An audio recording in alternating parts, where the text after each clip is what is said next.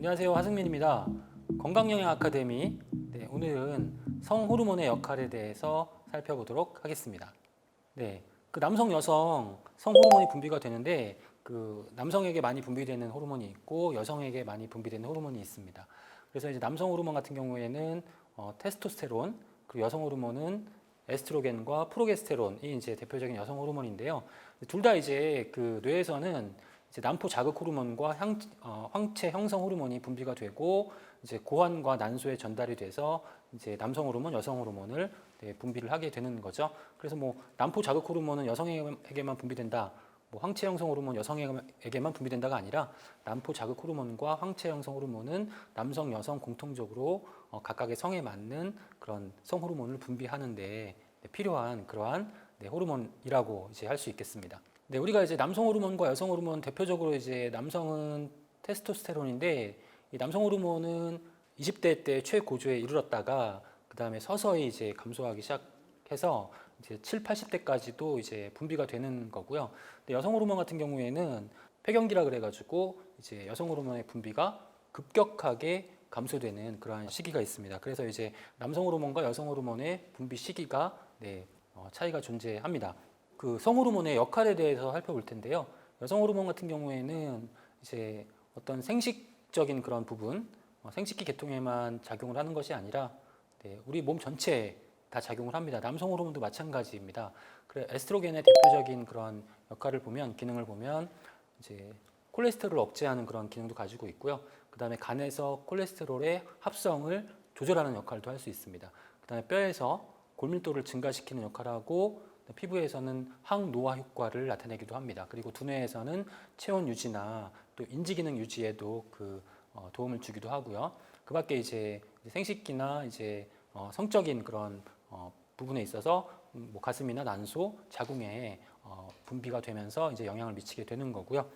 남성 호르몬 같은 경우에는 이제 30세 이후부터 매년 1%씩 감소를 하게 되고요. 서서히 감소한다는 그런 특징을 가지고 있습니다. 여성과 다르게 남성 호르몬은 이렇게 급격하게 감소되지 않는다.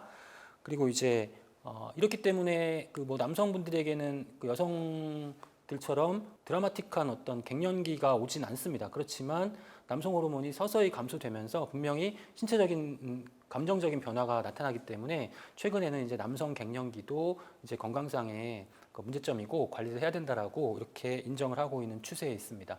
그 남성 호르몬의 대표적인 기능을 살펴보면요. 피부나 머리카락, 콜라겐 합성하는 그런 기능도 가지고 있습니다. 그렇기 때문에 여성에게도 이 남성 호르몬이라고 할 수 있는 테스토스테론이 분비가 되는 거죠. 그 남성에게는 남성 호르몬의 비율이 높고 여성에게는 여성 호르몬의 비율이 높다. 이렇게 이해를 하시면 되고요. 그 남성 호르몬의 대표적인 특징은 어떤 남성성을 상징하는 그런 변화에 주로 이제 영향을 미친다. 그래서 근육 성장이나 지구력 향상에 도움이 될 수 있고요. 또 여성 호르몬과 마찬가지로 골밀도를 증가시킨다거나 골밀도를 유지하는 데 필요하고, 그다음에 이제 그 어떤 남성의 그런 성격에도 이제 영향을 미치게 돼서 이제 두뇌에는 자신감, 또 기분 전환, 인지 능력, 성욕의 형성에도 영향을 미치게 되고요. 그다음에 이제 골수에서는 적혈구를 생성한다거나 또 이제 고환에서 남성의 성기능과 관련된 정자의 생성, 그리고 전립선의 성장도 이제 남성 호르몬이 하는 역할이라고 할 수 있겠습니다. 이렇게 중요한 역할을 하는 이제 성호르몬이 부족하게 되면 이 성호르몬의 부족 증상이 나타날 수가 있습니다. 남성 호르몬이 부족하게 되면은 피로감, 기억력 저하, 우울증, 무력감이 나타날 수 있고요. 그다음에 남성에게서 이제 남성 호르몬이 제대로 생성 분비되지가 않으면 여성형 유방, 그다음에 초조, 우울, 짜증 등과 같은 그런 감정적인 문제가 발생할 수도 있고요. 발기부전, 성욕 감퇴, 체모 감소, 고환의 크기가 감소한다거나 이제 근력이 저하되고 체지방이 증가하고 뼈가 약화되는 그러한 현상들이 나타날 수 있습니다. 여성 호르몬이 부족하게 되면 마찬가지로 두뇌에서는 피로감, 기억력 저하, 우울증, 무력감 등이 나타날 수 있고요. 또 이제 여성 호르몬의 그런 부족 현상, 가장 일반적인 이제 그 폐경기에 나타날 수 있는 안면 홍조라든가 피부 건조가 발생할 수 있습니다. 그리고 이제 비뇨기 계통에서는 요통과 부종, 요실금, 그다음에 질건조증, 수족냉증, 또 성생활 장애를 호소하시는 분들도 계시고요. 그다음에 뼈에 있어서는 뼈의 약화, 그다음에 관절통, 근육통과 같은 이러한 그 그 증상들을 수반할 수가 있습니다. 그래서 이제 우리가 보통 그 남성 호르몬 부족하거나 여성 호르몬 부족하면은 이 호르몬을 이제 보충해주는 그런 치료를 받는 경우도 간혹 있는데요. 이제 이러한 부분이 문제가 될 수 있는데 어떤 문제가 될 수 있냐면 여성 같은 경우에는 이제 에스트로겐이라는 여성 호르몬은 각각 신체 기관에 따라서 다른 수용체를 가지고 있습니다. 그래서 이 수용체를 우리가 이제 알파, 베타라고 하는데요. 이 생식기 쪽에 존재하는 그 에스트로겐 여성 호르몬 수용체를 우리가 알파라고 하고요. 그다음에 그 외에 심장이나 간이나 뭐 두뇌나 뼈 등에 존재하는 그 여성 호르몬 수용체를 우리가 베타라고 합니다. 베타. 그래서 이제 우리가 우리 몸에서 발생하는 그런 자연적인 그런 성 호르몬은 이러한 다양한 기관에 영향을 미치게 되는데 여성은 이제 폐경기가 되면 이제 생식 기능이 필요 없어지기 때문에 이제 생식기에는 이러한 호르몬들이 영향을 미치면 안 되게 되는 거죠. 그게 자연스러운 현상이고 그게 자연스러운 노화 현상인데 이제 우리가 여성 호르몬의 분비가 중단되는 폐경기를 지나면 다른 신체 부위에 에스트로겐이 분명히 필요한데 이런 부분에까지 에스트로겐이 부족하면 결국 이제 여러 가지 그런 신체의 변화 그런 문제점 이런 것들이 나타나게 되는 것을 우리가 여성 갱년기 증상이라고 하는 거죠. 그래서 이제 이런 여성 갱년기 증상을 좀 완화하기 위해서 우리가 호르몬 치료를 받게 되는 겁니다. 그래서 에스트로겐 드럭이라 그래서 에스트로겐 그 약물요법을 받게 되는데 이렇게 됐을 경우에 어떤 문제가 발생하냐면 이제 더 이상 에스트로겐이 작용하지 말아야 할 그 생식기 쪽 가슴이나 그다음에 자궁이나 난소에 이제 에스트로겐이 영향을 미치게 되면 이제 기능을 하지 말아야 될 그런 기관들이 다시 기능을 하는 그런 부작용이 발생하게 되는 겁니다. 그래서 생식기의 비정상적인 조직 성장을 유발한다거나 암의 원인이 되는 그런 부작용이 발생할 수 있기 때문에 우리가 에스트로겐 드럭, 에스트로겐 약물요법을 장기간 동안 지속하는 데는 문제가 있다. 그렇기 때문에 다른 대체안을 찾는 것이 중요하다. 그래서 여성 갱년기 증상 완화에 도움이 되는 그런 건강기능식품이 이제 시중에 많이 이제 판매가 되고 있는 그런 상황이라고 할 수 있겠죠. 남성의 경우에도 남성 호르몬의 분비가 떨어지면 이제 여러 가지 그런 건강상의 문제가 발생하는데 당뇨병 2.3배 증가하고요. 심혈관계 질환도 이제 많이 증가하고 고혈압, 고지혈증도 마찬가지로 남성 호르몬이 부족하면 이러한 증상이 이제 많이 발생할 수 있다라고 하고요. 우울증과 같은 그런 감정적인 측면에서도 문제점을 유발시킬 수가 있다고 합니다. 자신감이 떨어진다거나 어떤 남성으로서의 특성을 잃어버리는 그러한 변화가 나타날 수 있습니다.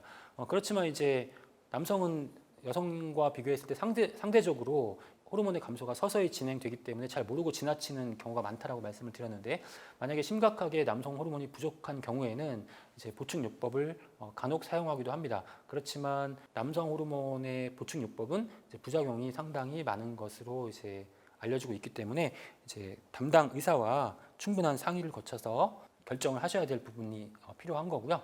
이제 오히려 다른 이제 영양적인 측면, 영양 관리나 생활 습관 관리를 통해서 이 테스토스테론을 남성 호르몬을 유지하는 그러한 방법을 오히려 권장을 하는데 이제 우리 영양소 중에는 아연 같은 경우에 아연 보충제를 6개월간 섭취하면 이 남성 호르몬의 수치가 상승했다라는 그런 연구 결과, 그다음에 셀레늄 중요하죠.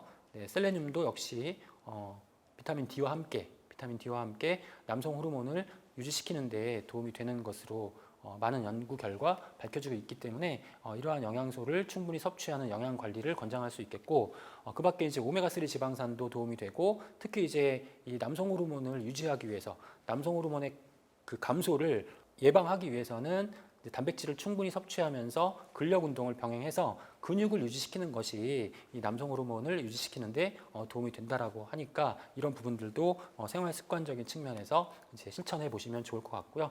이제 그러니까 체지방 관리를 잘 하시는 것이 필요할 것 같고 그다음에 이제 당뇨병이 발생했을 때도 남성 호르몬이 부족해지면서 여러 가지 앞서 보셨던 그런 건강상의 문제점이 발생할 수 있다는 점도 기억해 주셨으면 좋겠습니다. 그러니까 성 호르몬은 상당히 중요한데 이제 우리 그 자녀분들이 성장할 때 성장기에 이제 사춘기 이후에 성 호르몬이 분비가 되기 시작하면서 2차 성징이 일어나고 사춘기에 여러 가지 그런 신체적 변화를 유발시키는 것은 자연스러운 과정인데 이제 요즘 그 어린이들 같은 경우에는 어렸을 때 이제 성 호르몬이 정상적인 그런 것보다 훨씬 더 빨리 분비되는 경우가 있어요. 이렇게 성 호르몬이 빨리 분비가 되기 시작하면 성조숙증이 발생하게 되고 성조숙증은 결국 성장에 저해 요인이 되기 때문에 성장은 억제되면서 성적으로만 발달하는 이러한 문제점이 나타날 수가 있습니다. 여러 가지 그런 원인이 있겠지만 중요한 원인 중에 하나가 이제 식생활, 환경적인 문제, 환경 호르몬, 그다음에 미세먼지라든가 이런 공기나 뭐 토양이나 수질의 오염 등도 이렇게 영향을 미칠 수가 있고, 네, 지금 보시는 바와 같이 진료 인원도 계속 크게 증가하고 있는 추세에 있기 때문에 지금 현재 우리나라의 어린이들이 어떤 잘못된 식생활이나 그리고 환경에 노출되어 있다는 것들이 이제 간접적으로 이제 성저수증에 영향을 미치는 것으로 추측이 되고 있고, 또 특히 이제 잘못된 생활 습관, 이런 부분들이 이제 영향을 미치는 것으로 밝혀지고 있습니다. 뭐 인스턴트 식품을 과다하게 섭취한다거나 일회용품이나 용기 등에 함유되어 있는 그런 여러 가지 환경 호르몬의 노출을 최소화시키는 것이 중요하다고 할 수 있겠고요. 성조숙증을 제때 잘 치료하면 이제 우리가 성장을 정상적으로 유지하면서 건강한 그런 상태를 계속 유지하는 데 도움이 되기 때문에 이러한 부분도 좀 필요할 것 같습니다. 그래서 성조숙증이 나타나는 어린이들의 경우에는 고기류 섭취가 많다라는 그런 결과 나왔고, 그다음에 이제 수강 학원 수가 많고 TV 시청, 스마트폰 등과 같이 디바이스를 많이 사용하는 그런 특징이 있었기 때문에 이러한 생활 습관 관리도 중요하다. 계속 이제 영양 불균형과 비만, 스트레스, 환경 호르몬이 성 호르몬의 분비를 교란시키기 때문에 이제 이러한 증상들이 나타나는 거기 때문에 우리가 이제 우리 자녀분들의 식생활 관리, 그리고 생활 습관 관리, 환경을 좀 잘 유지해 주는 것이 이런 성 호르몬의 분비 교란을 예방하고 정상적인 성장을 지속하는 데 필요하다는 점도 기억해 주셨으면 좋겠습니다. 네, 감사합니다.